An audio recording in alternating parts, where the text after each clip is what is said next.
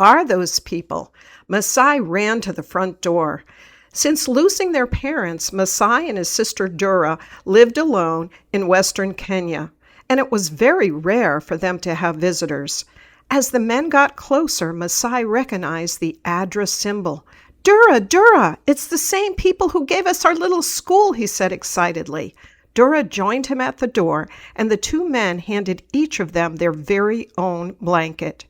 The children had never had anything like a blanket all to themselves. They were so excited.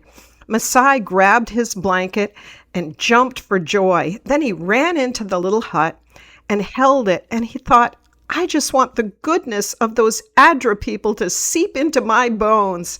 He wrapped up in the blanket and wanted to stay there all day long. But there was work to do to keep their little household going. And as they did their chores, they kept thinking about their very own blankets.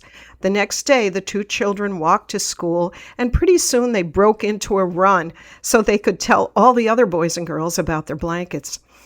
At school, all Masai could think about was that blanket and wanting to get home to his very own blanket.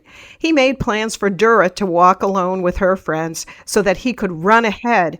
He just wanted to get home and wrap that blanket around him, his very own blanket. And once again, he kept thinking about the goodness of those Adra people and how they gave him this wonderful gift. And he just wanted to stay wrapped in that blanket all day long. But there were tasks to do.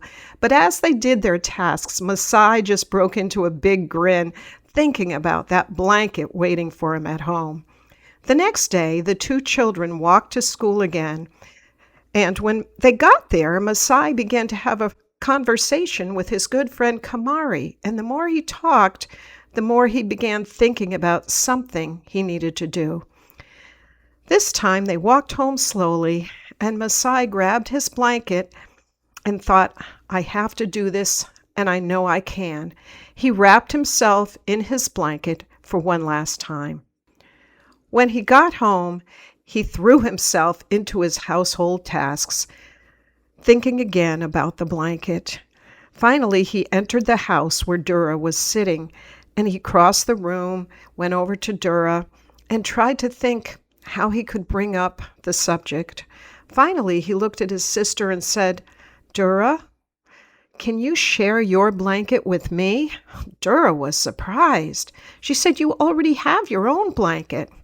Then he explained, "I started thinking about the goodness of those Adra people, and I just wanted it to seep into Kamari too, so I gave him my blanket.